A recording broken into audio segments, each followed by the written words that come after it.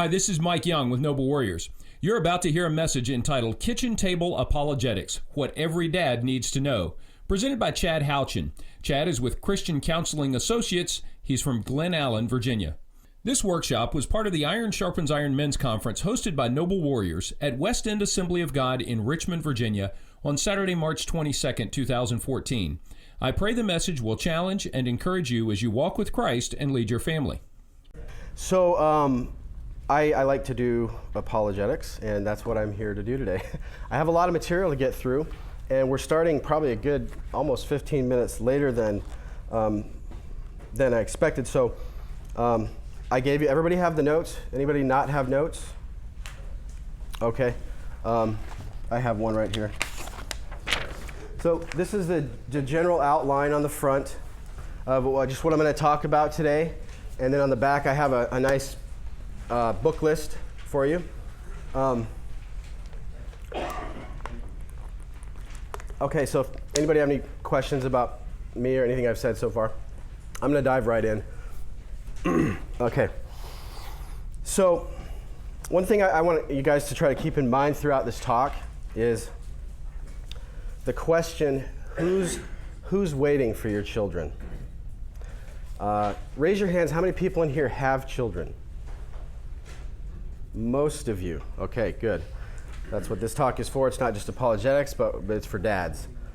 So, who's waiting for your children at work, out in the world, with friends, over coffee conversations, in the media, on the street, and especially in colleges and universities? Okay? So keep that question in mind. Christian Smith, a sociologist at Notre Dame, did a study. He wrote a book called Soul Searching, The Religious and Spiritual Lives of American Kids. And he found that 85% of 18 to 23-year-olds who have ever made a commitment to Christ did so before the age of 14. Okay?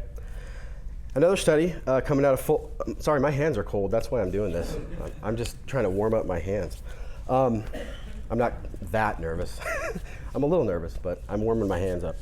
So some research out of Fuller examined the long-term faith of teenagers, basically. And there's results that are compiled in this book that I have on the back of the notes. It's called Sticky Faith, Everyday Ideas to Build Lasting Faith in Your Kids. And they followed hundreds of committed Christ followers through high school all the way through college. And they found that 60% of students will walk away from their faith. And many of them will not return. Anybody heard of the book by Alan Bloom, The Closing of the American Mind? Anybody heard of that book? A few people? It's a kind of a landmark study of Christian culture and faith. And he's a professor, and he says nearly every student entering the university believes that truth is relative. And this is confirmed by Smith, the guy I mentioned earlier. It's a profoundly individualistic and subjectivist perspective that's permeating everywhere in our culture, especially in universities. And phrases like this are championed with great relish. Who are you to judge? Who am I to judge? If it works for you, fine. That's just your interpretation. Who's never heard those before? Good. There is a prominent English professor who's on the board for the Teacher's Guide for AP Advanced Placement in English Literature and Composition, okay? So this is one of these bureaucrats who has a lot of power in terms of what curriculums hold, nationally speaking. Here's what he said. Objectivity and factuality are no longer preeminent. Individuals construct their own realities.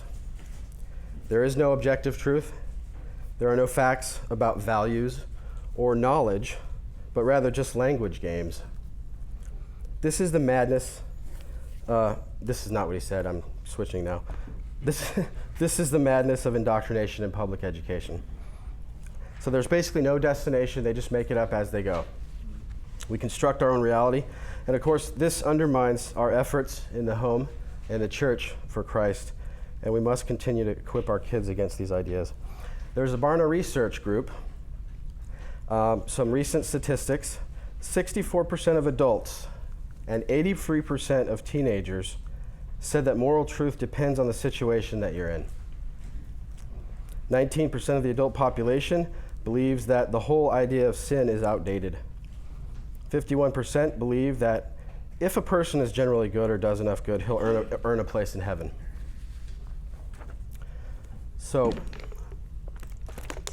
bottom line here is that what I'm going to talk about today is that if morality is not grounded by a transcendent standard, then a standard that's above all humanity and is true regardless of whether anyone believes it or not, then it collapses into relativism, okay? And this concept is not difficult to understand. Here's another example. Jeffrey Dahmer, serial killer who was notorious. He killed something like 17 victims and ate some of them.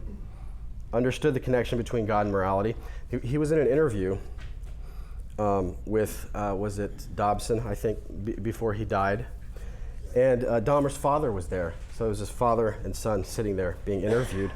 And so he was asking Dahmer what his reasoning was. Dahmer said, "If it all happens naturalistically, what's the need for a God? I can set my own rules. Who owns me? I own myself." Exactly. If there's no God, you have no accountability to anyone else. You own yourself and you can do whatever you please. Now, he explained his thinking. He wondered that if there were no God and we all came from the slime, then what's the point of trying to modify your behavior to keep it within acceptable ranges? We are repulsed by the horror of Dahmer's behavior, but his reasoning is right on target, actually. He embodied the relativist, the atheistic perspective, the worldview taken to its logical extremes. And you might not like what he did, but unless you believe in an objective, transcendent moral standard, then he didn't do anything but act unfashionably. So if God does not exist, then objective moral values and duties do not exist. And this isn't pop reasoning, okay? That at the highest levels of academic philosophy in America, Christians have been infiltrating the field pretty consistently for the past 20 years. And there's some pretty amazing work being done in this area. And so this isn't a trick of words, but it can be shown and known to be true, essentially, that if there's no God, no objective standard, then objective morality doesn't exist. If I'm an atheist, can you hear me okay? I'm gonna have to hold that, or that's a lot louder. Wow, that might be too loud.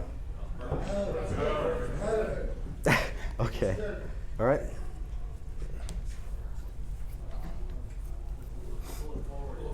Yeah, forward like. Going the wrong way. There we go. My degree's engineering too, right? This one's too big. It's not going to fit. It's too. Oh, Yeah. Well, Oh. I could sit up here with you, you know. Oh man, I did a talk a few weeks ago where I had to hold the mic. It's not my favorite thing to do, but It's very difficult.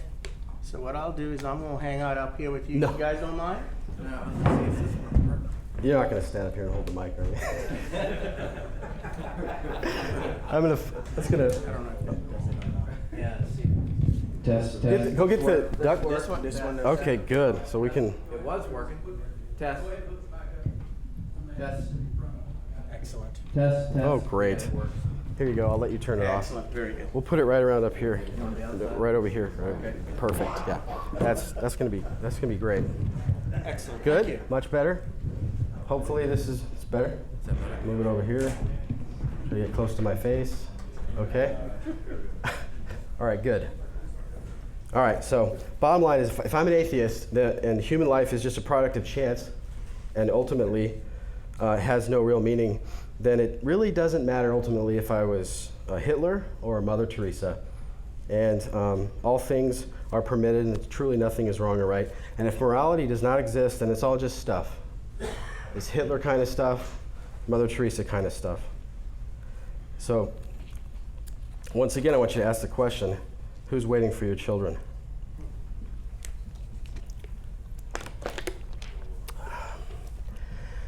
Okay, so this is Eric's story.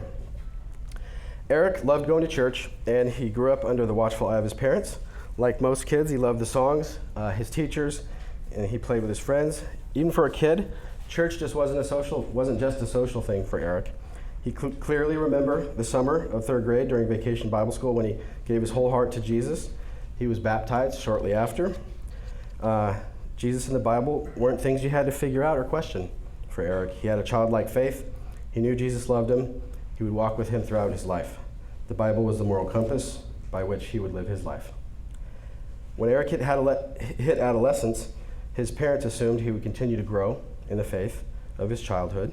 He would discover even more deeply how Jesus could make a difference to him in his high school years. He would see how his faith would define him. But that's not what happened. In the car on the way home from church one Sunday, Eric blurted out, "Why do we think we're right and everybody else is wrong about how to get to heaven?"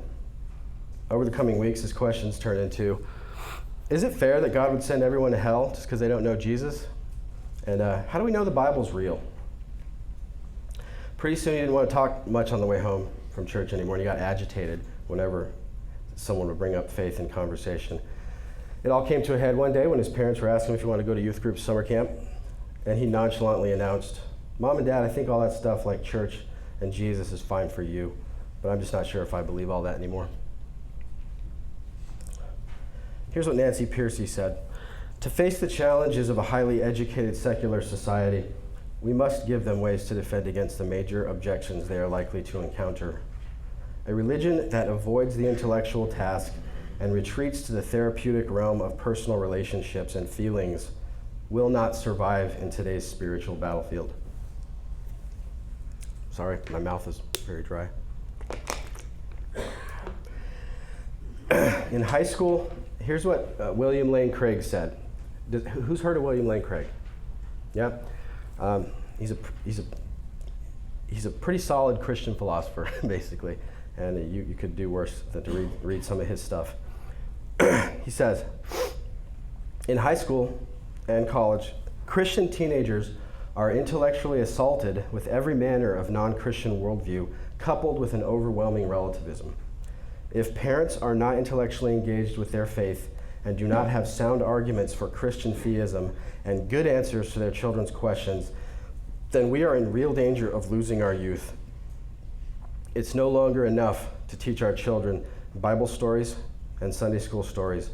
They need doctrine and apologetics. It's hard to understand how people today can risk parenthood without having studied apologetics. Unfortunately, our churches have also largely dropped the ball in this area. It's insufficient for youth groups and Sunday school classes to focus on entertainment and simpering devotional thoughts. We've got to train our kids for war.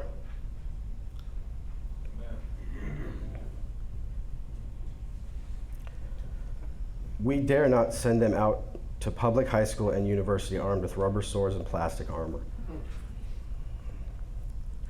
The time for playing games is past. That's what he said. So who's waiting for your children? What if a skeptic asked you or some of your kids some hard questions? Do you know, for example, any arguments for the reliability of the scriptures? How to answer the charge of contradictions or errors in the Bible? Do you any arguments or evidence for the resurrection of Christ? What is special about Jesus? How can we claim he's the Son of God? Do you know any philosophical, scientific, or historical arguments for the existence of God? Do you know about any archaeological evidence and support for the Bible and for our faith? Do you know how to respond to why a good God would allow evil and suffering to exist in the world or send people to hell? Do you know how Christians can claim to know the truth? Can you talk about that?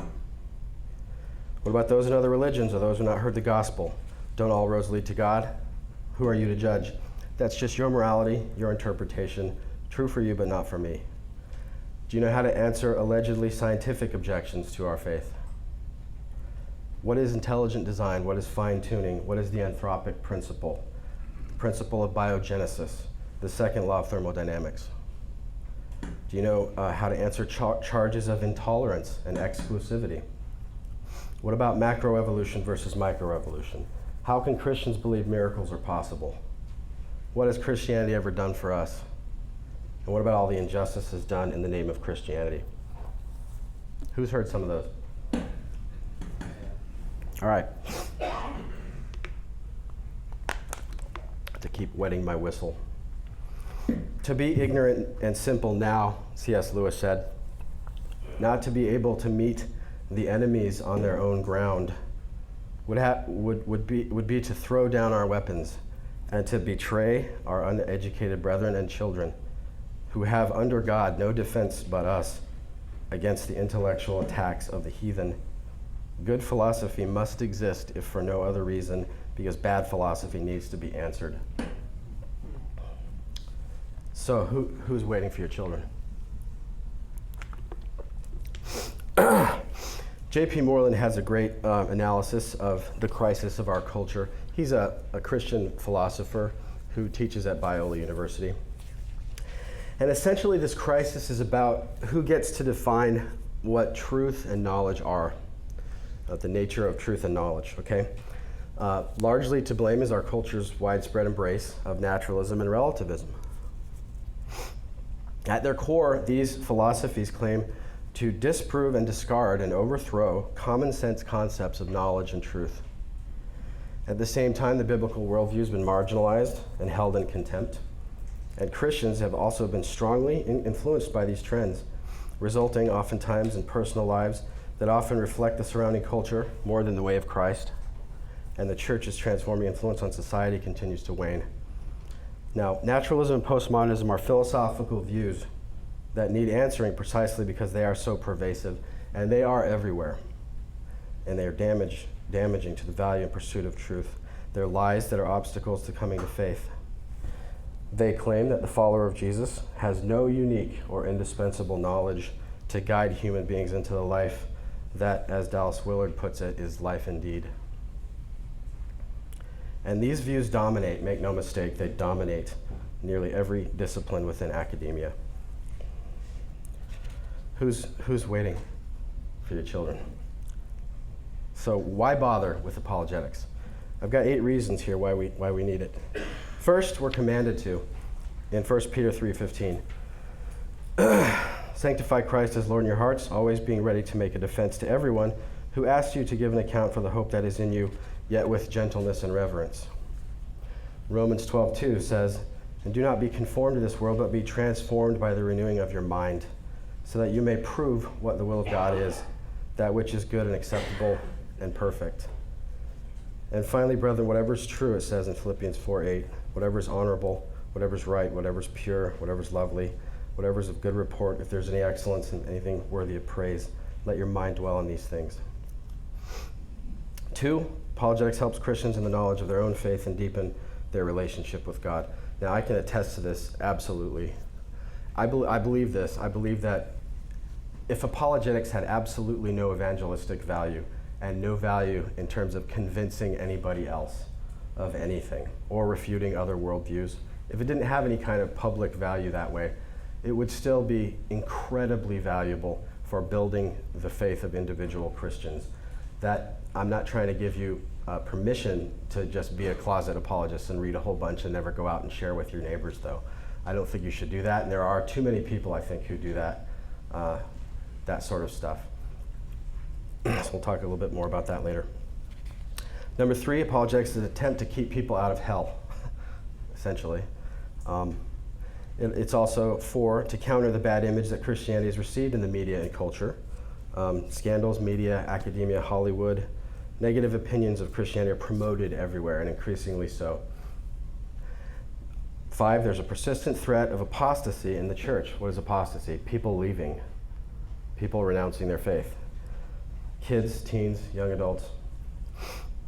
And number 6, there are many false teachings out there. Atheism, Mormonism, Islam, etc. Philosophies like naturalism, postmodernism, relativism, and so on. We can't get by knowing nothing about these things and be effective with our kids in the way the culture is now. So here's what one parent said. Our daughter had acquired an atheist's heart since leaving home and attending college. It seems that the books in college breed atheists because they are full of the philosophy of anti-God thinking. She's been in college for 4 years now, and one of the last time we had a chance to talk with her, she said she doesn't think about sin, heaven, or hell anymore because according to her, they don't exist. She said that when she was young and asked the Lord to come into her heart, she didn't know what she was doing because children just do what they're told. So the fact is that Christianity is under attack in the world, and we need to fight the good fight without shrinking back. We need apologetics to give rational, intelligent, and relevant explanations of Christian viability to the critics and the prejudiced who would seek to undermine the teachings of our Lord. So if there ever was a time we need it, it's now. J.P. Moreland also said that they're essentially a person's worldview. A person's worldview is the most important thing about them. And there's 5 questions that we should ask that are the most fundamental. What is real? What is real and how do we know that? 2, what is the nature and the limits of knowledge? 3, who is well off, or what is the good life?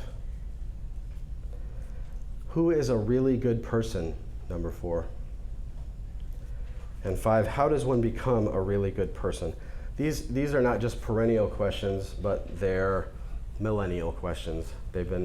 These are the central questions that philosophers, thinkers, religions, scientists, and just about every person at some point in their life have asked themselves throughout history. Here's what Blaise Pascal said he lived in the 1600s. He was a Christian mathematician and philosopher. He said, "Men despise religion. They hate it and fear it is true."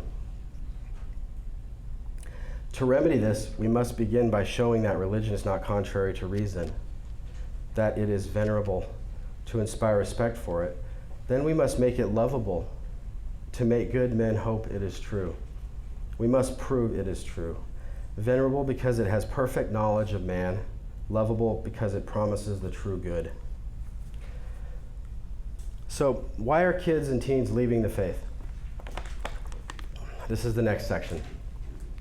Several studies, and there are many books on this: Sticky Faith, Soul Searching, Generation X Christians, Almost Christian, and so on. There's 4 primary reasons that all of these have in common, that they cite similar reasons why people are leaving the faith.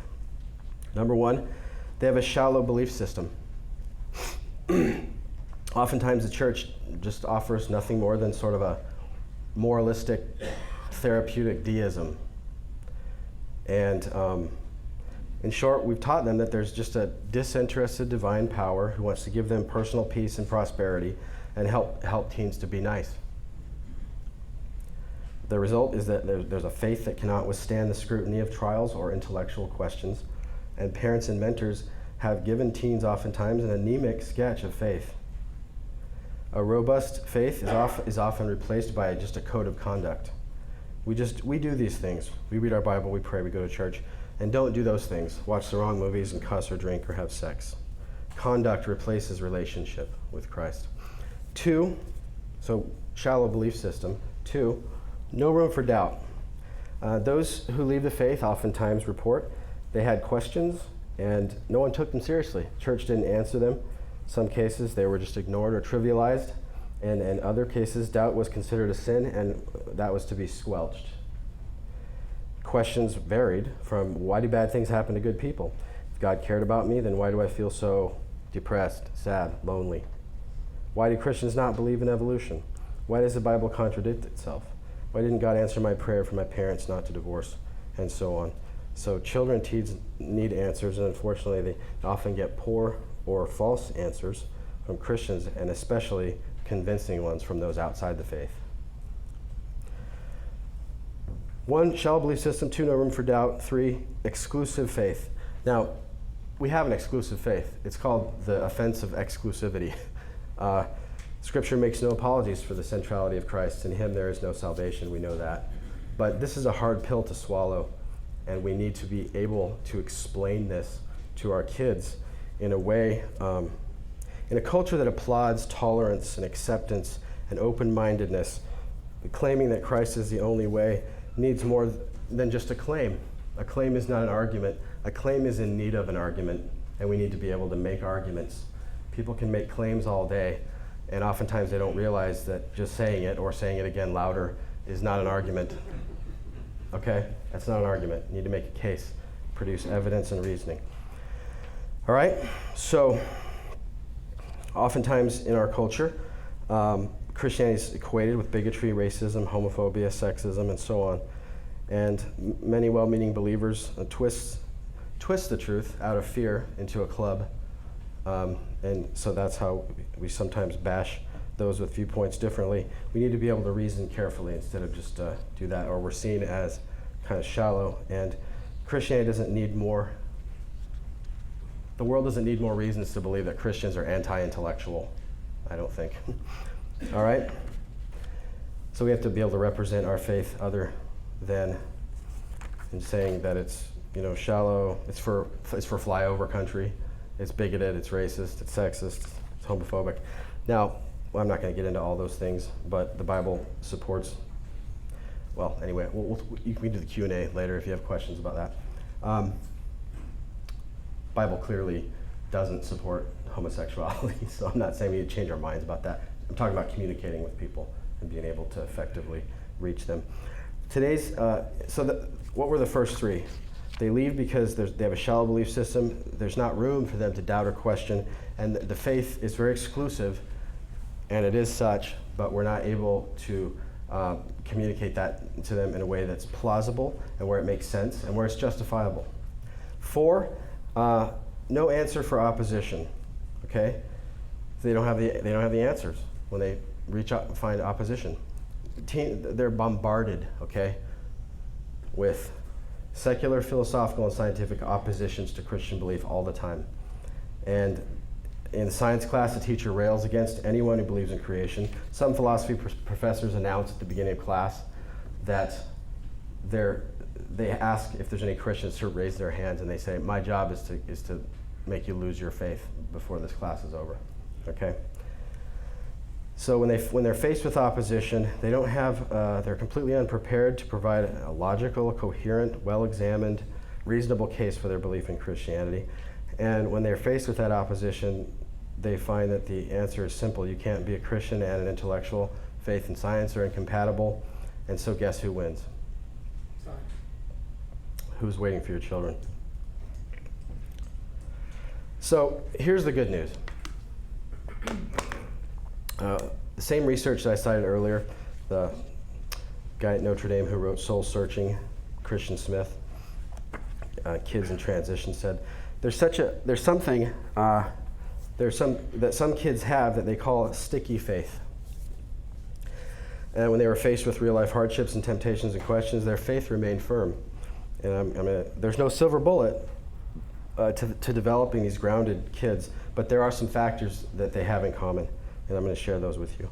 You have the opportunity to build into your own child's life these components. 1, students with sticky faith are raised in a faith culture that emphasizes the relationship with Christ as opposed to adherence to a set of rules. Children and teens need to develop a clear understanding of the gospel and biblical faith. What does it mean to be saved by grace? What does it mean for the Holy Spirit to live in and transform saved sinners? What does it mean to walk with God?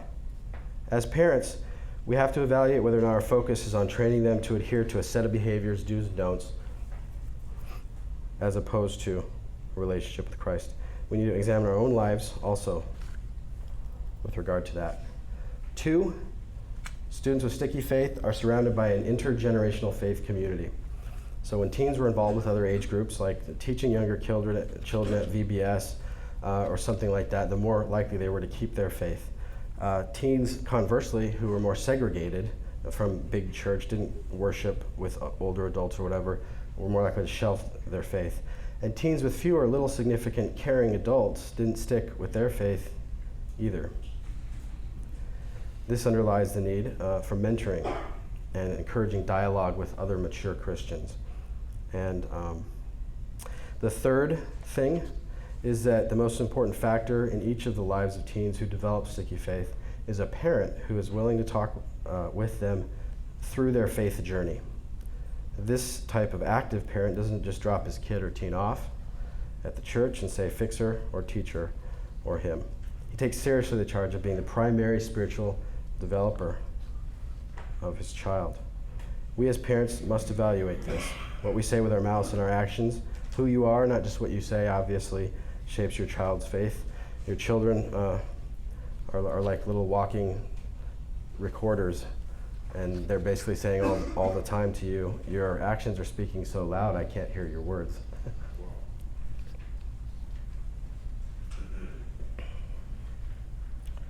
So we need to create an atmosphere where questions are welcomed and dialogue, not just lecture, is a part of everyday life, okay? Dialogue, everyday life. That's why I'm calling this kitchen table apologetics. It's not talk about the sermon on the way home. What did you like? What did you disagree with? What did you hear that stood out? Anything at all, throw it out there. Talk about it with them. You can share times. You can make yourself more human in their sight by sharing times where you struggled. And you make your home a place where kids can explore all the aspects of the faith, intellectual, emotional, relational, and so on. So these seasons of searching can be a time of unrest, and I don't know if you remember when you were a kid or a teen, but that's how it was for me, kind of a time of unrest. But they don't have to be lonely in that experience. If you're willing to walk with them and surround them with a community of believers and encourage them, then those doubts can lead to a firm conviction.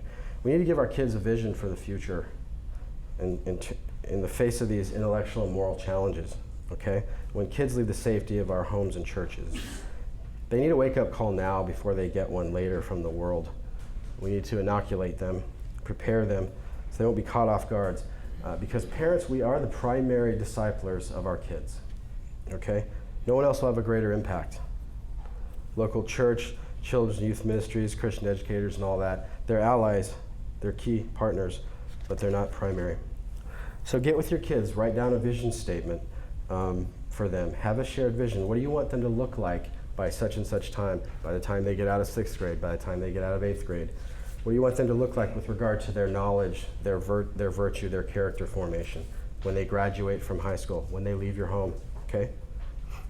So ask yourself, what is education? It comes from the Latin word to lead forth. This is value-laden because it implies that there's a right way, okay? Which way is it? The culture says, oh, whatever. We all pick our path. We create our own reality. See, this is the air we breathe in America now, okay? So maybe we can list the key doctrines that you want your kids to affirm. Think about it, look into it, write it down. Explain each one.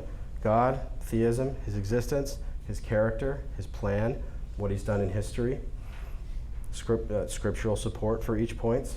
Go over these things with them, okay? It starts with our character and knowledge as parents.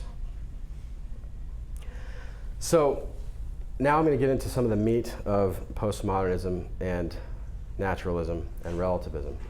We still have a half an hour, so I'm making pretty good time here. One of the things that most of us Christians today don't really realize is that Christianity is a knowledge tradition with a capital K. It's not merely a faith tradition.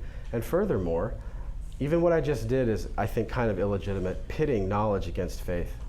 The idea that there can't be such a thing as knowledge of God, or that our faith is not based in some kind of knowledge. If we know too much, if we study too much, then where is the room for faith? Who's heard that before?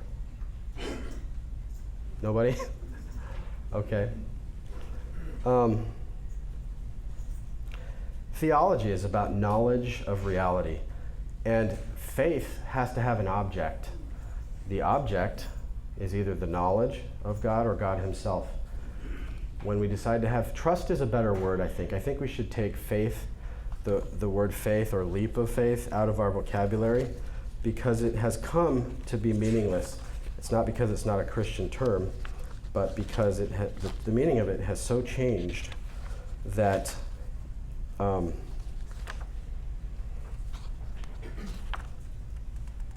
let's see here.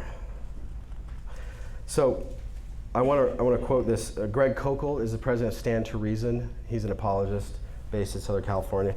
One of the things he says here is, I suggest you completely ban the phrase leap of faith from your vocabulary. Biblical faith is based on knowledge, not wishing or blind leaps. Knowledge builds confidence, And confidence leads to trust. The kind of faith God is interested in is not wishing, but it's trust based on knowing, a sure confidence that is grounded in evidence. And there is scriptural precedent for this. Jesus didn't shrink back from providing people with evidence. That's largely what he was doing with his miracles, with his healings and his resurrection. And that's what he said to Thomas when he didn't condemn Thomas. How dare you need evidence? Instead he said, no, come on over here and feel my side and see that that's me, okay? So, what is postmodernism? It's basically a loose coalition of diverse thinkers in different academic disciplines, and all of this filters down through society, not just for college students. Don't get the impression here that what I'm saying is only worry about these things if your kids are going to college. No, because as the university goes, culture goes, and there are plenty of people who are relativists, postmodernists, and naturalists perhaps, with regard to morality and knowledge, who have never been to college. This is in our culture now, but it's definitely being pervaded most strongly in our universities. So it's difficult to characterize postmodernism fairly so that everyone feels like you did a fair job of defining it, but it's basically a philosophical standpoint that is primarily a reinterpretation of what knowledge is and what counts as knowledge. More broadly, it represents a form of cultural relativism about things like reality, truth, reason, value, linguistic meaning, the self, and other notions. On a postmodern view, there's no such thing as objective reality, truth, value, or reason, and so forth. All of these are social constructions, creations of linguistic practices of particular communities. And as such, they are relative to individuals or social groups that share a narrative of some kind. Postmodernism denies the correspondence theory of truth. What is that fancy phrase, the correspondence theory of truth? It's really simple. It's what Aristotle said. If I say something is, and it turns out it is, that's the correspondence theory of truth. If we say that something is not, and it turns out that it is not, that's the correspondence theory of truth. So what makes the grass is green true is the grass is being green. We can empirically verify that by checking into it. This is the correspondence theory of truth. And there are competing theories of the notion of truth out there, okay? Just bear with me here. I don't mean to get too pedantic or too academic, but I want to give you guys something substantial, okay? So, postmodernism denies the correspondence theory of truth. Who's ever heard somebody say, well, we can't really know anything for sure? Anybody ever heard that? How do you respond to that? Do you know? I mean, who's got a good response to that? Is that true? Yeah. So it sounds like nobody really knows anything. It sounds like you know that nobody really knows anything. It sounds like you know one thing, that nobody knows anything. So this is not a language game. It's your ability to just intuitively use logic to apply a statement's criteria to itself. Statements refer to things, and that statement refers to everyone when it says nobody really knows anything. That statement's referring to a lot of things, actually. If I say the carpet is green, I'm referring to like one thing, that carpet, and I'm saying it's green. But if someone says nobody really knows anything, or we don't really know anything, he's referring to everyone and all knowledge. So that statement must be included in that to which he refers. Does that make sense to you?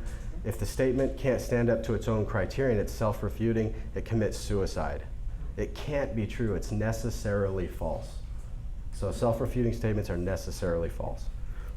So that's one of the ways to talk about. All right, so if someone claims to have truth for the postmodernists in the correspondence sense, then what that person is really doing is asserting power.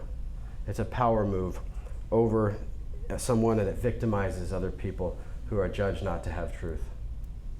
Okay? So ideas have consequences, and this is a wonderful phrase that you should adopt put it in your vocabulary. And there's a book of the same title published right around World War II by Richard Weaver. Somebody once said that the killing fields of Cambodia began in the coffee houses of Paris. And this quip was meant to highlight the insidious role of the avant-garde socialism that was fashionable in late 19th century France, and how that eventually led to widespread terror and mass genocide in Eastern Europe and Asia in the name of communism. Okay? So, ideas do have consequences. This is a wonderful book where Richard Weaver, I highly recommend it. It's actually not, I don't think, on your book list on the back, so you might want to write that down. Ideas have consequences. Published at the height of World War II optimism, basically said that the decline of Western civilization resulted from the rising acceptance of relativism over absolute reality. In spite of increased knowledge, this retreat from the realist intellectual tradition had weakened Western capacity to reason, with catastrophic consequences for social order and individual rights. And the remedy lied in the renewed acceptance of absolute reality and the recognition that ideas, like actions, do have consequences. Okay, so naturalism and scientism. Naturalism is essentially a material-only view of reality and humanity. So in the beginning were the particles, okay? And all it is particles bumping up against each other. And there's absolutely no account. I'm going to give you the very short version here. They have absolutely no way to account for things like consciousness, as we all experience that, okay? They don't account for the reality of free will, and they don't account for values. So if naturalism is true, all those things are in danger. And people who adopt those views, like Dahmer did, work them out in specific ways. Not everyone. I'm not saying everybody who's a naturalist is going to become a serial killer or a relativist. So the bottom line, let's see here, I'm going to skip that. Ludwig Wittgenstein was a philosopher who said, even if all of our scientific questions are answered, our problem is still not touched at all. And one of the things he realized was that there are important questions and issues about reality that the scientific method and empirical and experimental methods just absolutely could not address. For example, if someone says to you this, I don't believe anything exists unless I can detect it with one of my five senses. What is your response to that? I'll ask about something they've never seen. Something they've never seen? That Sure. never exists. That's a good point. You're talking about knowledge by authority. And many of the things that we supposedly believe empirically or through scientific methodology, we really know by authority. Did you do the experiment that confirmed the speed of light? Did you repeat that so that you could come to know that too? I didn't. I know the moon's there, but I've never been there.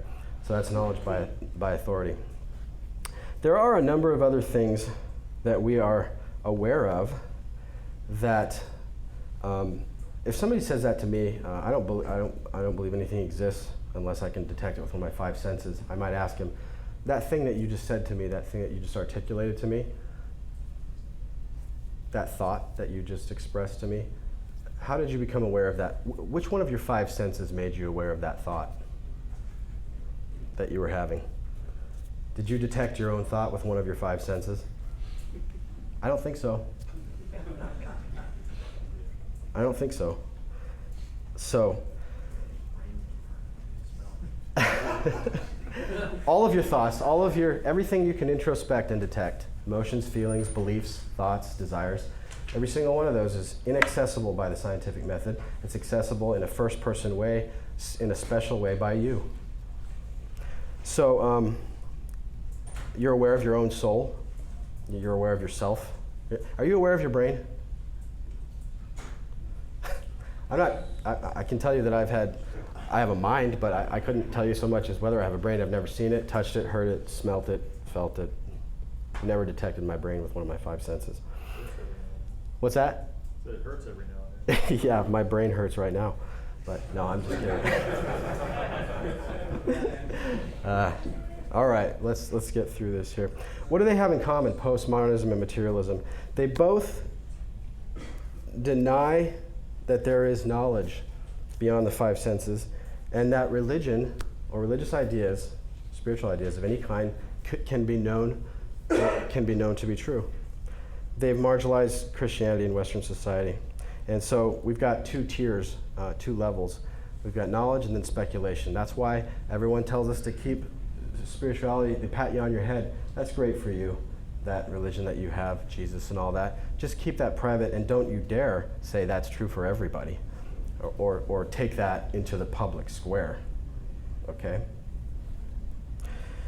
So let's see, I can't cover all of this stuff, but I'm gonna,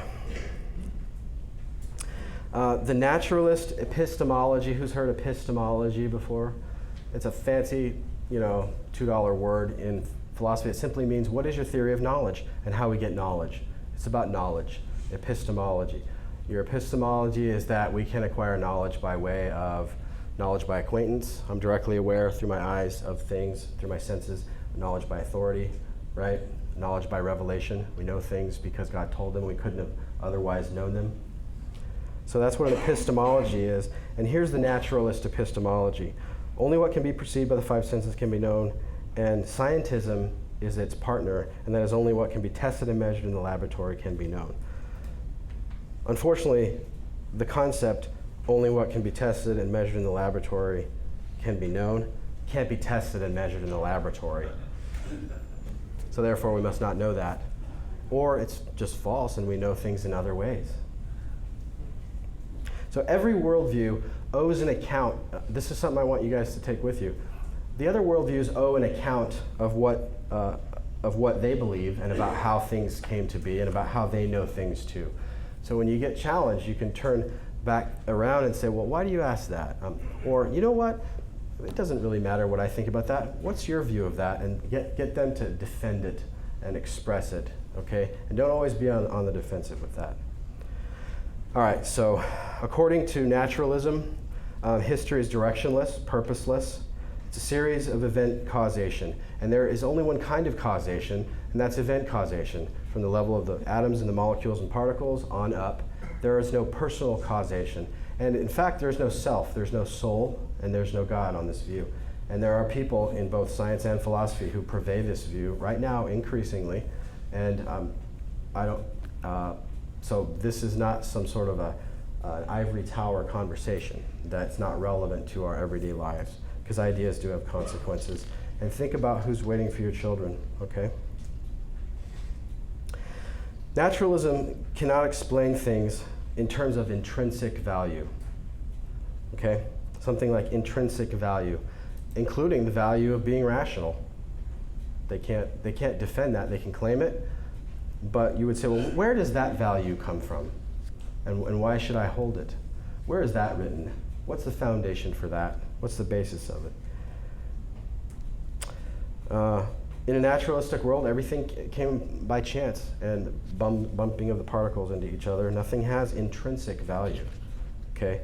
So they have no way of explaining why they value rationality.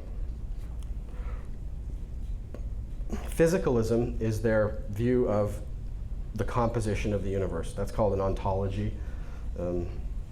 They believe that everything is just matter, space, and time, and all change is bottom up. So the parts make the whole. The brain makes the mind. The mind somehow emerges out of the brain.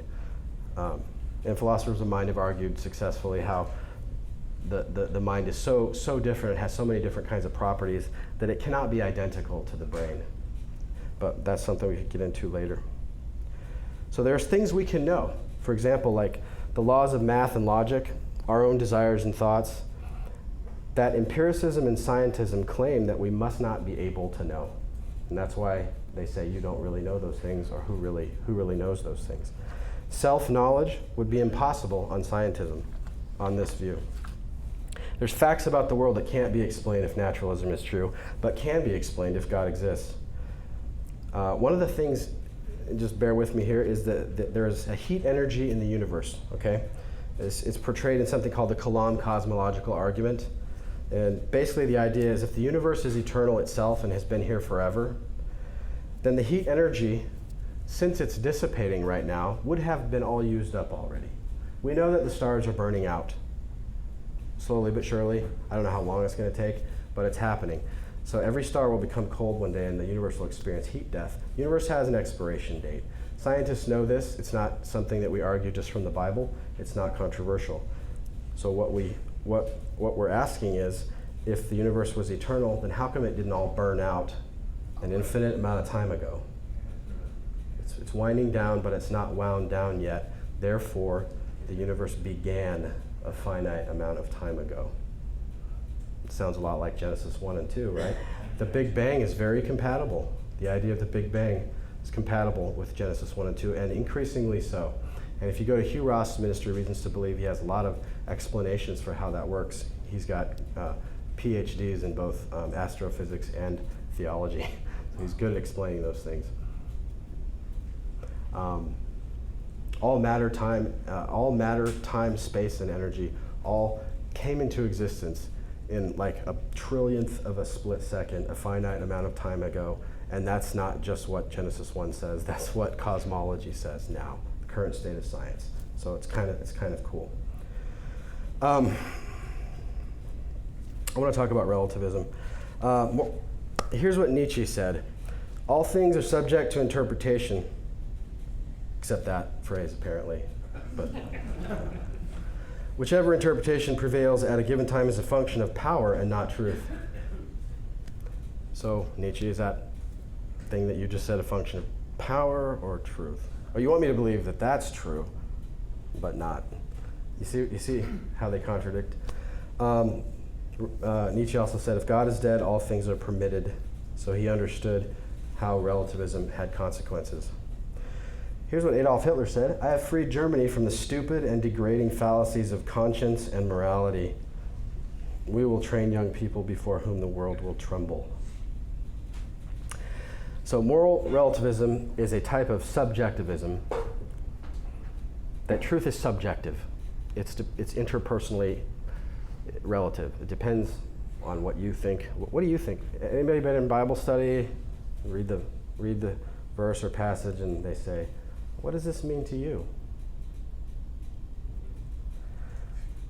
Gone are the days when someone who knew what it meant, because he had spent years and years of his life studying what hermeneutics is and studying the Greek and all the rest, and kind of had a pretty good idea about what the author intended to convey, actually said that. Now it's like, well, anyway, I don't want to get into that too much. So moral truth are preferences, like our taste in ice cream. Okay, that's what relativism is. When it comes to morals, whatever's ethically right or wrong, people can and should do whatever feels right for them. Ethical truths depend on individuals, groups, and cultures who hold them. Words like ought and should are meaningless, because everybody's morality is just different. Different and equal. No one has a claim to an objective morality that is incumbent on other people. Okay? Doesn't require any standard of behavior, and so on. No universal rules apply. I want to talk about 7 fatal flaws of relativism, and I want to give proper credit to Greg Kokel. I got this from his discussion of relativism in his book that's listed on the back of your notes, Relativism, Feet Firmly Planted in Midair. And so here's what I want to say about relativism. There's 7 fatal flaws. Number 1, moral relativists cannot accuse others of doing anything wrong. So one time, somebody that I knew was having an armchair discussion about relativism and morality in a dorm room, and he just said, you know what, I don't really know what else I can say about that. And he stood up and grabbed the guy's radio and just walked out the door. And the guy said, well, hey, what are you doing? You can't do that. And he said, why not? That's my morality. I mean, that's your view, isn't it? So in my morality, it's okay for me to take your stereo.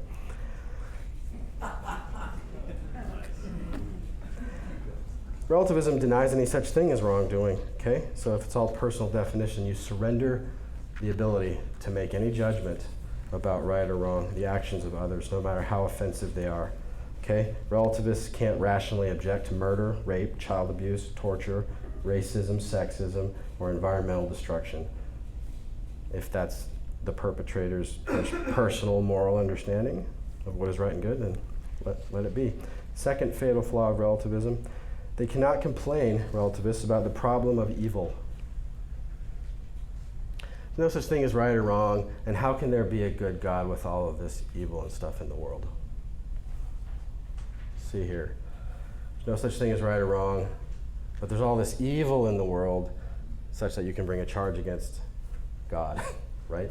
Which one do you want? Do you want your cake or do you want to eat it too? The reality of evil in the world is necessary for there to be any objection to how God conducts himself in history, okay? The entire objection hinges on the observation that true evil actually exists, okay? And objective evil cannot exist if moral values are relative to the observer, and so forth. Third fatal flaw, relativists cannot place blame or accept praise.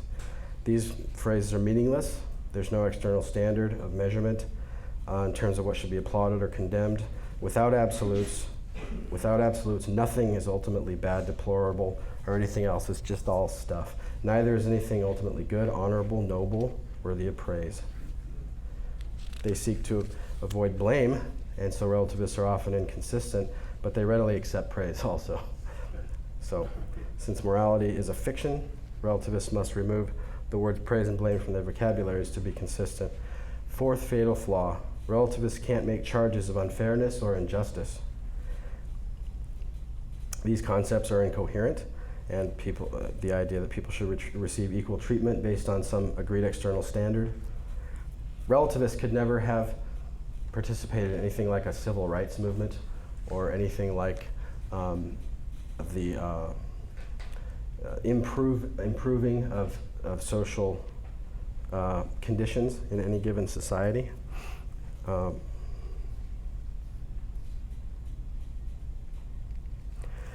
Fifth flaw, relativists cannot improve their morality. They can change their personal ethics, but they can never become better people. Because what does that mean? Becoming a better person. It's implying a standard, an objective standard that's true for everyone, everywhere. Okay?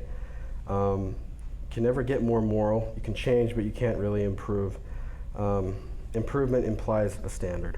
Flaw number 6, relativists cannot hold meaningful moral discussions. What is there to talk about? Morals are entirely relative and all views are equal. Then no way of thinking is better than another. No moral position can be judged as adequate or deficient, unreasonable, acceptable, or even barbaric. Some conversations that I've known people to have with relativists, people cannot even bring themselves to condemn something like, well, what about torturing babies for fun? You try to come up with like a clear case example that you think would be uncontroversial and no one would fail to affirm. But they go, well, I wouldn't want someone to do that to my baby. Well, would you want someone to do that to someone else's baby, torturing them for fun? So they know where you're going with it, and they know that it opens the door to objective truth and morality, so they want to keep on trying to evade. It's rare to meet a rationally consistent relativist. They're often quick to impose their own moral rules, like it's wrong to push your own morality on me, like you're doing to me right now, or so not sure about that. But last thing, relativists cannot promote the obligation of tolerance. Their obligation to tolerance is self-refuting, because the principle of tolerance is considered one of the key virtues of relativism, and everyone should do it everywhere. So morals are individual, and therefore we have to tolerate the viewpoints of others and not pass judgment on behaviors and attitudes. However, if there's no objective moral rules, there can be no rule that requires tolerance as a moral principle, applies to everyone equally. Why be tolerant at all? There are no moral absolutes.